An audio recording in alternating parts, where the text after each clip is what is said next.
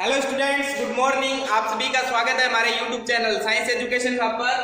आज अपने बात करेंगे दोस्तों बायोलॉजी के बहुत ही महत्वपूर्ण टॉपिक पाचन तंत्र। जितने भी आपके कंपटीशन एग्जाम है, चाहे रेलवे का है, राजस्थान पुलिस है, पटवार, एसएससी, आईएएस, आईपीएस, उन सभी में ये जो टॉपिक है बायोलॉजी का पाचन तंत्र, इसमें से 1 से 2 क्वेश्चन दोस्तों जरूर पूछे जाते हैं। आज अपने पाचन तंत्र पर विस्तृत रूप से अध्ययन करेंगे। अगर आपने अभी तक हमारा चैनल सब्सक्राइब नहीं किया है तो आप हमारे चैनल को सब्सक्राइब कर दें और बेल बटन दबाएं, जिससे आपको आगे के वीडियो के नोटिफिकेशन मिलते रहें।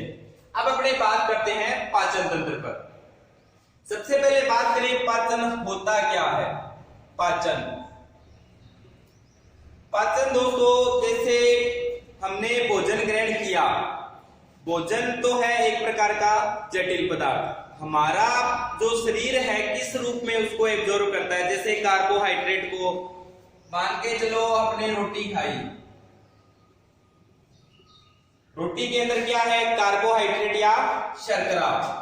ये किस रूप में होगी, पॉलीसैकेराइड के रूप में। इसमें पॉलीसैकेराइड, इसको तोड़कर या परिवर्तित करके सरल रूप में परिवर्तित करना, जैसे मोनोसैकेराइड।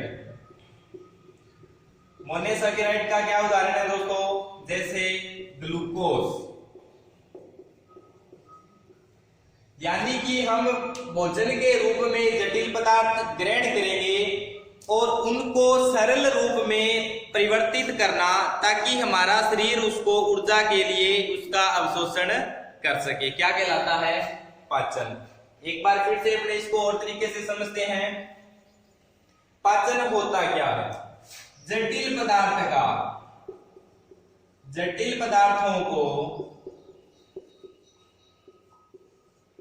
सरल रूप में तोड़ना या सरल रूप में परिवर्तित करना, सरल रूप में परिवर्तित करना,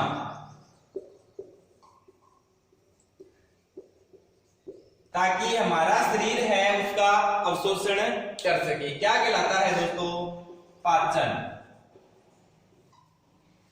जटिल पदार्थों को सरल रूप में परिवर्तित करना, ताकि हमारा शरीर उसका अवशोषण कर सके। क्या कहलाता है दोस्तों, पाचन। अब बात करें पाचन तंत्र की।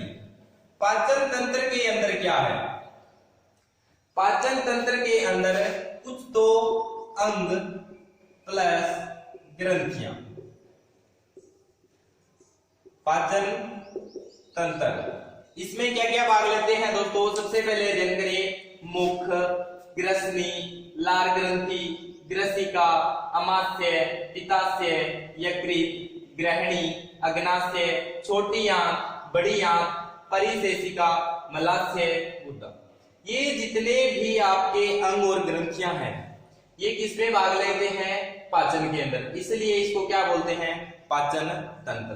पाचन तंत्र में कौन कौन से भाग लेते हैं, मुख, ग्रसनी, ग्रसिका, छोटी आंत, बड़ी आंत, ये सब क्या है, अंग है। और ग्रंथियां कौन कौन सी भाग लेती है, लार ग्रंथि, अग्नाशय, यकृत, ये क्या है दोस्तों, ग्रंथियां। इसको अपने पूरे विस्तार पूर्वक अध्ययन करेंगे। सबसे पहले हमारा जो पाचन तंत्र है, इसमें जो हमारे भोजन का पाचन स्टार्ट होता है, हम सबसे पहले कहां पर ग्रहण करते हैं उसको, मुख के अंदर। कहां पर ग्रहण करते हैं, मुख के अंदर। अब मुख के अंदर सबसे पहले क्या होता है दोस्तों, जीभ। क्या होती है, जीभ।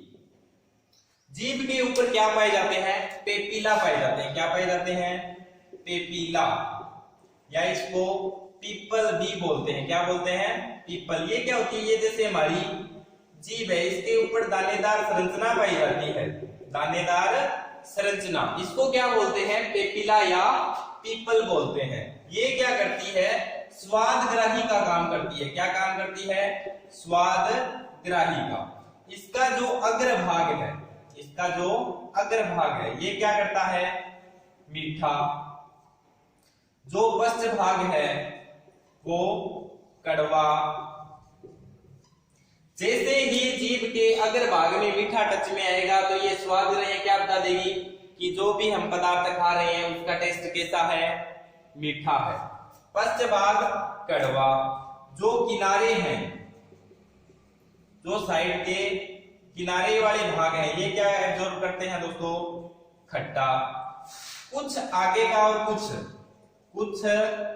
अग्र तथा कुछ पश्च भाग क्या करते हैं दोस्तों? नमकीन भाग। नमकीन। सबसे पहले हमने जो भोजन ग्रहण किया मुंह के अंदर सबसे पहले क्या है दोस्तों? जीभ के ऊपर दानेदार संरचना पाई जाती है, जिसे क्या बोलते हैं? पेपिला। अब पेपिला को और क्या बोलते हैं? पिप्पल भी बोलते हैं। जीभ का जो अग्र भाग है वो मीठा, पश्च भाग कड़वा, किनारे के भाग खट्टा, कुछ अग्र तथा पश्च भाग नमकीन भाग के बारे में अपने को स्वाद के बारे में सूचना देता है। ये पेपिला का काम क्या है दोस्तों? स्वाद ग्राही का। समझ में आ गई बातें दोस्तों? Very good. भाग लेता है दांत। दांत को अपने विस्तृत रूप से अध्ययन करेंगे। दांत की उत्पत्ति किससे हुई है? एक्टोडर्म तथा मीजोडर्म से।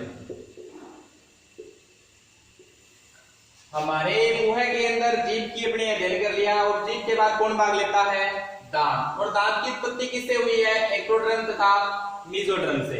अब अपने दांत को थोड़ा सा अध्ययन करते हैं। ये जो हमारा दांत है, इसके जो नीचे वाला भाग है इसको क्या बोलते हैं? जड़। और बीच वाले भाग को ग्रीवा, और ऊपर वाले भाग को क्राउन या शिखर भाग बोलते हैं। क्या बोलते हैं? क्राउन या शिखर। अब हमारे मुंह के अंदर दो प्रकार के दांत होते हैं। एक तो अस्थायी दांत होते हैं और दूसरे होते हैं स्थायी दांत। अस्थायी दांतों की संख्या कितनी होती है? 20। और स्थायी दांतों की संख्या कितनी होती है? 32। कितनी होती है दोस्तों? 32। अब आपसे एग्जाम में एक बहुत ही महत्वपूर्ण प्रश्न पूछते हैं दोस्तों, दंत सूत्र क्या होता है? 21 23 बटा 21 23 गुणा 2। 2 1 2 3 कितने हो गए? 3 2 5 6 2 8 8 दूनी 16।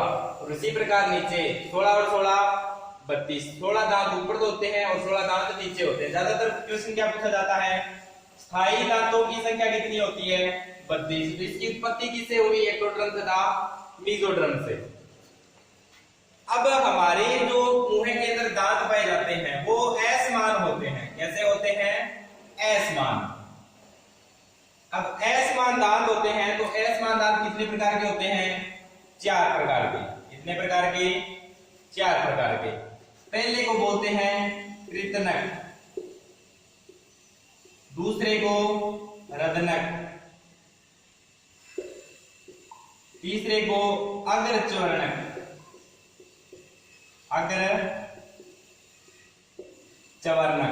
और चौथे को क्या बोलते हैं? चवर्णक। क्या बोलते हैं दोस्तों? चवर्णक। अंग्रेजी में आपको अगर याद रखने हैं तो इसको क्या बोलते हैं? इंसाइजर्स।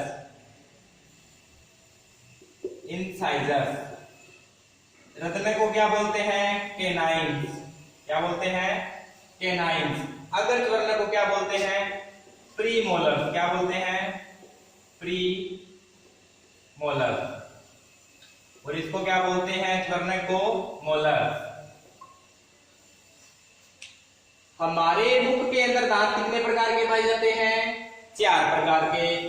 कृतनक इसको क्या बोलते हैं? इंसाइजर, दूसरे को रत्नक या केनाइन, अग्रचवर्णक को प्रीमोलर और चवर्णक को मोलर। अब दांत के अंदर एक बहुत ही महत्वपूर्ण क्वेश्चन पूछा जाता है। ये जो दांत है आपका, इसके जो ऊपरी भाग है ये इसको क्या बोलते हैं? इनेमल। क्या बोलते हैं? इनेमल। ये पूछा जाता है बहुत बार कि दांत की जो ऊपरी परत है वो किससे बनी होती है? इनेमल से। और इसको एग्जाम में इस तरीके से पूछा जाता है, शरीर का सबसे कठोर भाग, शरीर का सबसे कठोर भाग,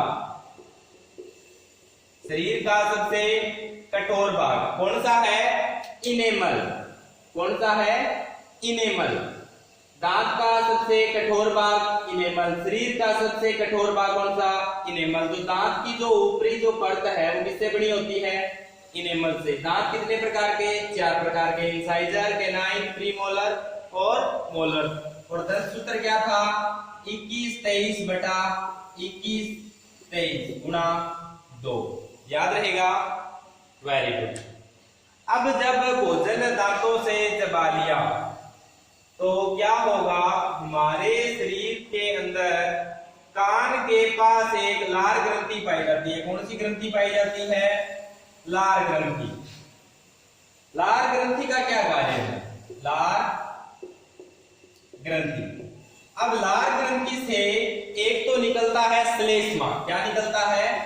श्लेष्मा, जो क्या करता है? भोजन को चिकना बना देता है। क्या कर देता है? भोजन को चिकना बना देता है। यानी कि भोजन को एक इस प्रकार चिकना बना देता है ताकि ये जो ग्रसिका है इसे आसानी से वो आमाशय के अंदर जा सके, कहीं पर चिपके नहीं। इसलिए लार ग्रंथि द्वारा एक तो क्या निकलता है? श्लेष्मा। दूसरा एक टाइलिन एंजाइम स्रावित होता है, टाइलिन या एमाइलेज। टाइलिन या एमाइलेज, इसका क्या कार्य है? ये क्या करता है? पॉलीसेकेराइड को मोनोसेकेराइड में बदलती है। इसमें बदलती है मोनोसेकेराइड में। टाइलिन या जो एमाइलेज एंजाइम है वो क्या करता है? पॉलीसेकेराइड को मोनोसेकेराइड में बदलता है। और दूसरा एक एंजाइम और स्थापित करता है लार ग्रंथि। बहुत ही इंपॉर्टेंट है, बहुत बार एग्जाम में पूछा भी गया है। लाइसोजाइम। कौन सा? लाइसोजाइम। अब ये जो लाइसोजाइम है ये क्या करता है? भोजन के अंदर या भोजन को संक्रमण से बचाता है। क्या करता है? भोजन को जीवाणु के संक्रमण से बचाता है। लाइसोजाइम क्या करता है? भोजन को जीवाणु के संक्रमण से बचाता है। लार ग्रंथि क्या स्रावित करती है? एक तो श्लेष्मा, जो क्या करती है? भोजन को चिकना बनाती है। भोजन को चिकना बनाती है। और क्या करती है लार ग्रंथि? टाइलिन या एमाइलेज एंजाइम स्रावित करती है, जो क्या करता है? पॉलीसेकेराइड को मोनोसेकेराइड में बदलता है। उसके बाद लाइसोजाइम स्रावित करता है। लाइसोजाइम क्या करता है? भोजन को जीवाणु के संक्रमण से बचाती है। अब हमारा भोजन मुंह में दांतों से चबा लिया, लार ग्रंथि से श्लेष्मा और एंजाइम मिल गई। अब भोजन क्या करेगा? आमाशय के अंदर आ जाएगा। कहां पर आ जाएगा? आमाशय के अंदर। उससे पहले एक बहुत ही इंपॉर्टेंट क्वेश्चन बनता है दोस्तों ग्रसिका से। बहुत ही इंपॉर्टेंट प्रश्न है दोस्तों, साथ साथ में आप लोग नोट करते रहना। ग्रसिका, ग्रसिका के अंदर एक एपिग्लोटिस पाया जाता है। क्या पाया जाता है? एपिग्लोटिस। क्या पाया जाता है इस ग्रसिका के अंदर? एपिग्लोटिस। इसका मुख्य काम क्या है? ये बहुत बार पूछा गया है। भोजन को श्वास नली में जाने से रोकती है। भोजन को श्वास नली में जाने से रोकती है। आपसे सीधा पूछा जाएगा भोजन को श्वास नली में जाने से रोकने का काम कौन करता है? कौन करता है? एपिग्लोटिस। कौन करता है? एपिग्लोटिस। तो किसमें होता है? ग्रसिका के अंदर। अब हमारा भोजन आ गया आमाशय के अंदर। अब अपने अध्ययन करेंगे आमाशय के अंदर। किसी प्रकार की कोई दिक्कत तो नहीं है दोस्तों? Very good. अब भोजन किस में आ गया? आमाशय के अंदर। तो इसकी बात करते हैं अपने आमाशय की। इसको अंग्रेजी में क्या बोलते हैं? स्टोमच। अब इसकी जो आकृति होती है वो कैसी होती है? जे आकार की। कैसी आकृति होती है? जे आकार की। और इसकी जो संग्रहण क्षमता होती है, संग्रहण क्षमता वो कितनी होती है? 1 से 3 लीटर। अब ये जो आमाशय है इसके 3 भाग होते हैं। कितने भाग होते हैं? 3 भाग। पहला कौन सा? जठरागम भाग, कौन सा? जठरागम। दूसरा फंडिस, और तीसरा जठर निर्गमी। कौन सा होता है? जठर निर्गमी भाग। ये जो जठर निर्गमी भाग है वो किससे जुड़ा होता है? छोटी आंत से। किससे जुड़ा होता है? छोटी आंत से। आपसे पूछे छोटी आंत से कौन जुड़ा होता है अमाशय का भाग, तो छोटी आंत से कौन सा जुड़ा होता है? जठर निर्गमी भाग। अमाशय के अंदर ऑक्सेंटिक सेल पाई जाती है। कौन सी पाई जाती है दोस्तों? ऑक्सेंटिक सेल पाई जाती है, ऑक्सेंटिक कोशिका, जो क्या करती है? HCl या हाइड्रोक्लोरिक अम्ल का स्त्रावण करती है। किसका स्त्रावण करती है? HCl या हाइड्रोक्लोरिक अम्ल। अमाशय के अंदर महत्वपूर्ण बात ये ध्यान रखना, ये ज्यादा पूछा जाता है कि जो ऑक्सेंटिक कोशिका है वो किसका स्त्रावण करती है? HCl या हाइड्रोक्लोरिक अम्ल। हाइड्रोक्लोरिक अम्ल, याद रखिएगा, ये बहुत महत्वपूर्ण है। अमाशय के अंदर जो ऑक्सेंटिक सेल पाई जाती है वो किसका स्त्रावण करती है? HCl का। HCl को क्या बोलते हैं? हाइड्रोक्लोरिक अम्ल, याद रहेगा। वेल, उसके बाद भोजन किसमें चला जाता है? अमाशय के अंदर। किसमें चला जाता है? अमाशय के अंदर। अमाशय में एक और महत्वपूर्ण बात, ये जो हमारा अमाशय है इसमें अवशोषण, अमाशय में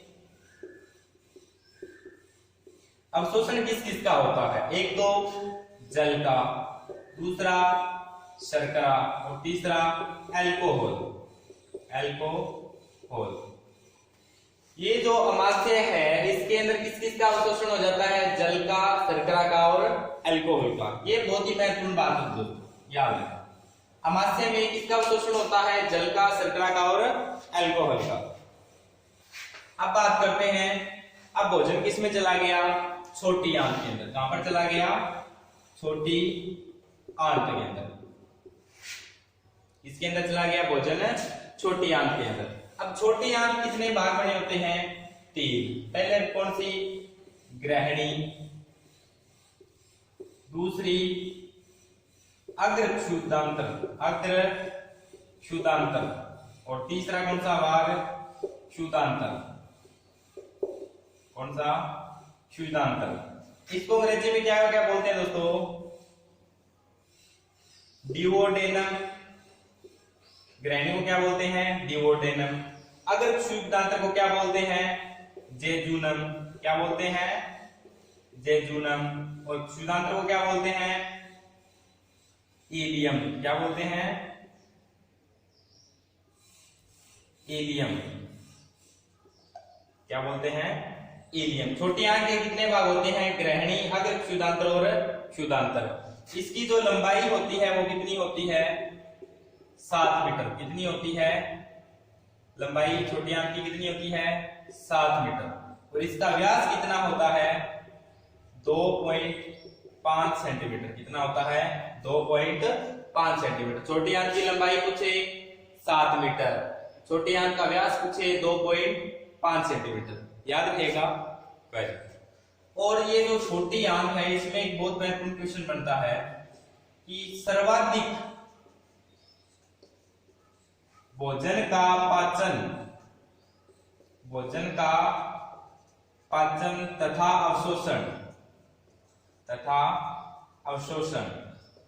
कहां पर होता है? सर्वाधिक भोजन का पाचन तथा अवशोषण कहां पर होता है? छोटी आंत के अंदर। कहां पर होता है दोस्तों? छोटी आंत के अंदर। छोटी आंत के अंदर भोजन का सर्वाधिक अवशोषण व पाचन होता है। कितने भाग होते हैं? 3। ग्रहणी, अग्र क्षुदांत्र, डिओडेनम, जेजुनम, इलियम। लंबाई कितनी होती है? 7 मीटर। व्यास कितना? 2.5 सेंटीमीटर, याद रहेगा। Very good. उसके बाद भोजन का संपूर्ण अवशोषण होने के बाद भोजन किस में चला जाता है? अपचित भोजन है वो किस में चला जाता है? बड़ी आंत की। बड़ी आंत के कितने भाग होते हैं? 3 भाग। पहला कौन कौन सा? सीक्टम, दूसरा कोलन और तीसरा रेक्टम। बड़ी आंत के कितने भाग होते हैं? 3। कौन कौन से? Caecum, colon, rectum. ये जो सिक्कम भाग है इसमें क्या पाई जाती है? वर्मीफोरम अपेंडिक्स। क्या पाई जाती है? वर्मीफोरम अपेंडिक्स, जो जिसका कोई काम नहीं होता है। कोलन और रेक्टम। बड़ी आंत का कार्य क्या है? ये बहुत बार पूछा जाता है, क्योंकि इंपॉर्टेंट ये क्वेश्चन यही से उठेगा। क्या क्या कार्य है इसके? एक तो अपचित भोजन को मलाशय द्वारा बाहर निकालना। जो भी छोटी आंत में जब भोजन का संपूर्ण पाचन अवशोषण हो गया तो किसमें भेज दिया? बड़ी आंत के अंदर। बड़ी आंत के अंदर क्या होगा? जब भोजन के अंदर कुछ कुछ अवशोषण होता है, जैसे किस किस का? एक तो जल, खनिज लवण और कुछ औषधियों का। इनका अवशोषण किसमें होता है? बड़ी आंत के अंदर। अब बड़ी आंत में इनका अवशोषण हो गया, जो बाद में जो अपचित भोजन बचा है वो कहां पर आ जाएगा दोस्तों? मलाशय के अंदर। इसमें एक श्लेष्मा प्राप्त होगा, जिससे क्या होगा? वो उसको चिकना बना देगी और वो कहां पर आ जाएगा? मलाशय के अंदर। और बृहद क्रमानुकुंचन गति से वो बाहर निकल जाएगा। बड़ी आंत के कितने भाग? 3। Caecum, colon, rectum. इसकी लंबाई कितनी होती है? लंबाई होती है इसकी 1.5 मीटर। कितनी होती है? 1.5 मीटर। याद रहेगा? Very good. बड़ी आंत का जो व्यास होता है वो कितना होता है? 6 से 7 सेंटीमीटर। बड़ी आंत की लंबाई कितनी? 1.5 मीटर। व्यास कितना? 6 से 7 सेंटीमीटर। बड़ी आंत के कितने भाग? 3। Caecum, colon, rectum. सिक्कम भाग में कौन सी पाई जाती है? ये जो आपको छोटा टुकड़ा दिखाई दे रहा है, ये क्या है? वर्मीफोरम अपेंडिक्स। इसका पाचन क्रिया में कोई काम नहीं होता है। बड़ी आंत का मुख्य कार्य क्या है? एक तो अपचित भोजन को बाहर निकालना। किसको? अपचित भोजन का निष्कासन। और क्या क्या होता है दोस्तों? जल, खनिज लवण और कुछ औषधियों का अवशोषण भी किसमें होता है? बड़ी आंत में। यहां तक कोई दिक्कत नहीं है? Very good. अब कुछ अपने पाचन तंत्र के कुछ महत्वपूर्ण प्रश्न और बनते हैं जो एग्जाम में दोस्तों बहुत बार पूछे जाते हैं और बहुत ही इंपॉर्टेंट है, उसके बारे में अध्ययन करेंगे। ये जो आपको यकृत दिखाई दे रहा है, मानव शरीर की सबसे बड़ी ग्रंथि, मानव शरीर की सबसे बड़ी ग्रंथि, सबसे बड़ी ग्रंथि कौन सी है? यकृत। बहुत बार एग्जाम में पूछा गया है। मानव शरीर की सबसे बड़ी ग्रंथि कौन सी है? यकृत। आलस मत करो बच्चों, बोलना पड़ेगा साथ साथ में, बोलो साथ साथ में। यकृत, या इसको अंग्रेजी में क्या बोलते हैं? लीवर। जो ज्यादा अल्कोहल का सेवन करते हैं उनका क्या कमजोर हो जाता है? लीवर। मानव शरीर की सबसे बड़ी ग्रंथि कौन सी है? यकृत। और इसको अंग्रेजी में क्या बोलते हैं? लीवर। एक और है दोस्तों अपने बहुत इंपोर्टेंट, अग्नाशय। इसमें से बहुत क्वेश्चन पूछते हैं दोस्तों। अग्नाशय, इसका आकार कैसा है? यू आकार है। कैसा है? यू आकार।